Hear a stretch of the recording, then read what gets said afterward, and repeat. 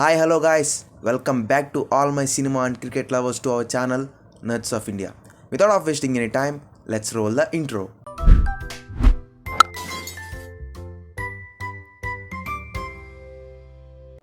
మనం ఈ వీడియోలో అయితే England versus India second test match preview గురించి అయితే మాట్లాడుకోబోతున్నాం.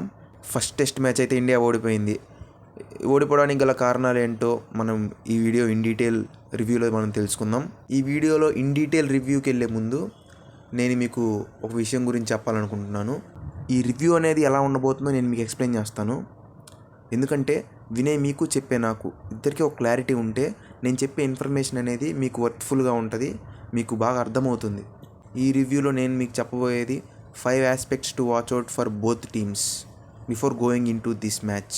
ఇండియాకి 5 ఆస్పెక్ట్స్, ఇంగ్లాండ్కి 5 ఆస్పెక్ట్స్. నేను చెప్పబోయే ఆస్పెక్ట్ అనేది ఆ టీంకి స్ట్రెంగ్త్ అయినా ఉండొచ్చు, కన్సర్న్ అయినా ఉండొచ్చు. Clear to all, let's move in to the preview of this test match. నేను ముందుగా ఇండియా యొక్క 5 aspects to watch out for in this test match గురించి మీకు చెప్పబోతున్నాను. అందులో first aspect catch drops. India first test మ్యాచ్లో 8 క్యాచెస్ డ్రాప్ చేసింది. అందులో 4 క్యాచెస్ జైస్వాల్ ఒక్కడే డ్రాప్ చేశాడు. ఇండియా ఫీల్డింగ్ ఎంత పూర్గా ఉందో మీకు చెప్పాలంటే, జడేజా లాంటి ఫీల్డరే ఒక క్యాచ్ డ్రాప్ చేశాడంటే అర్థం చేసుకొని ఇండియా క్యాచ్ ఎఫిషియన్సీ ఎలా ఉందో. ఒక క్రికెట్ ఫ్యాన్గా మనకిష్టమైన టీం, మనకిష్టమైన ప్లేయర్లు బ్యాటింగ్ సరిగ్గా చేయకపోతే చాలా కోపం వస్తుంది, బౌలింగ్ సరిగ్గా చేయకపోయినా చాలా కోపం వస్తుంది. ఈ 2 డిపార్ట్మెంట్స్లో సరిగ్గా చేయకపోయినా వచ్చే కోపం కంటే ఒక ఫీల్డింగ్ డిపార్ట్మెంట్లో ఒక చిన్న తప్పిదం జరిగితే ఇంకా చాలా చాలా కోపం వస్తుంది. దీనికి పర్టికులర్లీ వన్ రీజన్ అయి ఉండొచ్చు. అంతకుముందు స్లిప్ కార్డన్స్లో ఎవరు ఉండేవాళ్ళు? విరాట్ కోహ్లీ, రోహిత్ శర్మ లాంటి వాళ్ళు ఉండేవాళ్ళు. ఇప్పుడు స్లిప్ కార్డన్స్ మొత్తం వాళ్ళు రిటైర్ అయిపోయాక మొత్తం చేంజ్ అయిపోయింది. కరుణ్ నాయర్, శుభ్మన్ గిల్, జైస్వాల్ లాంటి ప్లేయర్స్ ఉంటున్నారు.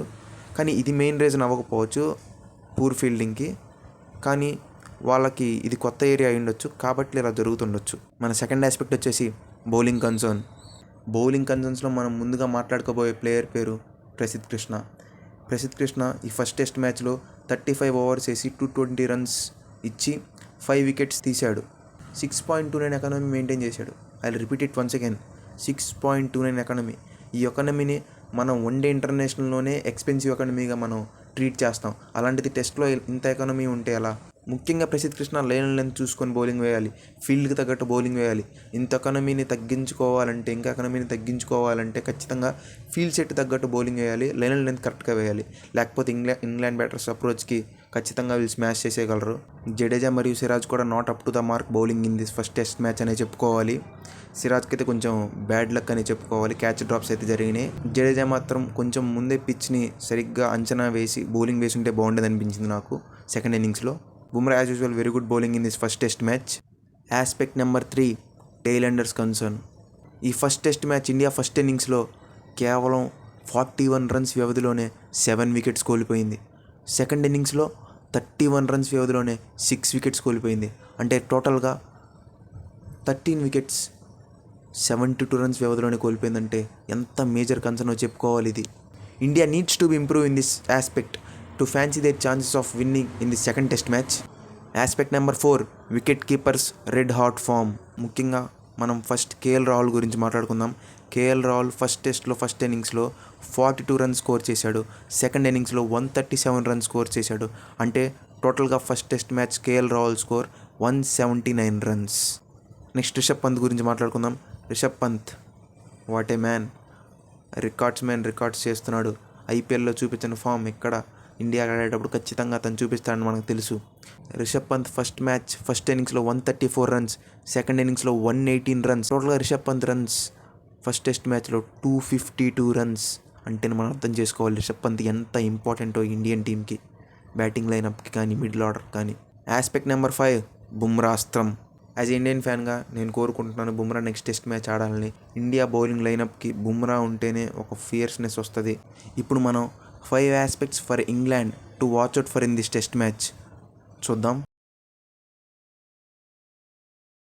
First aspect for England powerful long tail. First test మ్యాచ్లో మనం చూసాం Brydon Carse, Chris Woakes, Jamie Smith, వీళ్ళందరూ ఎంత బాగా ఫస్ట్ టెస్ట్లో పర్ఫార్మెన్స్ చేశారు. జేమీ స్మిత్ అయితే సెకండ్ టెస్ట్లో కూడా విన్నింగ్ రన్స్ కొట్టిన జేమీ స్మిత్తే ఒక క్రూషియల్ టైంలో వచ్చి యంగ్స్టర్గా అలా పర్ఫామ్ చేయడం అంత ఈజీ ఏం కాదు. ఈ లాంగ్ టైల్ అనేది ఇంగ్లాండ్కి ఒక మెయిన్ స్ట్రెంగ్త్లా మారిపోయింది. ఎప్పటి నుంచో రెగ్యులర్గా స్కోర్ చేస్తూనే ఉన్నారు. సెకండ్ ఆస్పెక్ట్ వచ్చేసి బౌలింగ్ కన్సర్న్. ఇంగ్లాండ్లో మెయిన్ బౌలర్ జోఫ్రా ఆర్చర్ ఆప్షన్స్లో ఇంగ్లాండ్ మెయిన్ బౌలర్ ఎవరు అంటే క్రిస్ వోక్స్ అని చెప్పుకోవాలి. అలాంటి మెయిన్ బౌలర్ అయిన క్రిస్ వోక్స్ ఈ ఫస్ట్ మ్యాచ్లో ఎన్ని వికెట్స్ తీసాడో తెలుసా? కేవలం 1 వికెటే. ఇది ఖచ్చితంగా ఇంగ్లాండ్ బౌలింగ్ పైన ఒక ఇంపాక్ట్ అనేది క్రియేట్ చేస్తుంది. ప్రాబబ్లీ నాకు తెలిసి క్రిస్ వోక్స్ నెక్స్ట్ మ్యాచ్లో ఖచ్చితంగా పర్ఫామ్ చేస్తాడు ఈ సెకండ్ టెస్ట్లో. థర్డ్ ఆస్పెక్ట్ వచ్చేసి ఇంగ్లీష్ బ్యాట్స్మెన్ ఫామ్. ఇది కూడా ఒక మేజర్ స్ట్రెంత్ ఇంగ్లాండ్ టీమ్కి. అసలు ఏమన్నా ఫామ్లో ఉన్నారు ఇంగ్లీష్ బ్యాట్స్మెన్స్. ఫస్ట్ టెస్ట్లో వాళ్ళ స్కోర్స్ చూద్దాం. Zak Crawley 69 runs, Ben Duckett 211 runs, Joe Root 114 runs, Harry Brook 99 runs, Ollie Pope 88 runs. ఏంటిది, ప్రతి ఒక్కళ్ళు ఫామ్లో ఉన్నారు. ఈ సెకండ్ టెస్ట్ మ్యాచ్లో ఇండియన్ బౌలింగ్ లైనప్ వీళ్ళకి చాలా జాగ్రత్తగా బౌలింగ్ వేయాలి, లేకపోతే వీళ్ళు ఖచ్చితంగా డామినేట్ చేస్తారు, స్ట్రైక్ రేట్ పెంచుకుంటారు, బౌలర్స్ని అటాక్ చేస్తూనే ఉంటారు. Fourth aspect poor fielding. Yes, England కూడా ఇండియా లాగే ఎన్నో క్యాచ్లు డ్రాప్ చేసింది. మొత్తం మీద ఇంగ్లాండ్ 4 క్యాచెస్ డ్రాప్ చేసింది. అందులో 2 క్యాచెస్ బెన్ డకెట్ డ్రాప్ చేశాడు. ఇంగ్లాండ్ ఖచ్చితంగా వాళ్ళ ఫీల్డింగ్ అనేది, వాళ్ళ క్యాచింగ్ అనేది ఇంప్రూవ్ చేసుకోవాలి. ఎందుకంటే జోఫ్రా ఆర్చర్ లాంటి మెయిన్ బౌలర్ లేడు, క్రిస్ వోక్స్ లాంటి మెయిన్ బౌలర్ అంత ఫామ్లో లేడు. కాబట్టి వచ్చే క్యాచెస్ని తీసుకుంటేనే బౌలర్స్కి ఒక ఎంకరేజ్మెంట్లా ఉంటుంది, ఎంకరేజింగ్గా ఉంటుంది. వాళ్ళు మళ్ళీ బౌలింగ్ వేయగలరు. వాళ్ళ కాన్ఫిడెన్స్ లెవెల్ అనేది బూస్టప్ అవుతుంది వచ్చిన క్యాచెస్ అనేది సరిగ్గా తీసుకుంటేనే. Fifth aspect Ben Stokes. Ben Stokes is a key player for England.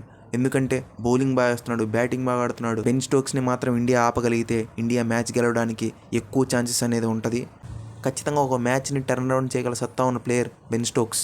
So ఇది మన ఇవాల్టి review, India versus England second test match review ఎలా అనిపించిందో కామెంట్ సెక్షన్లో కామెంట్ చేయండి. And finally don't forget to subscribe to our channel Nerds of India.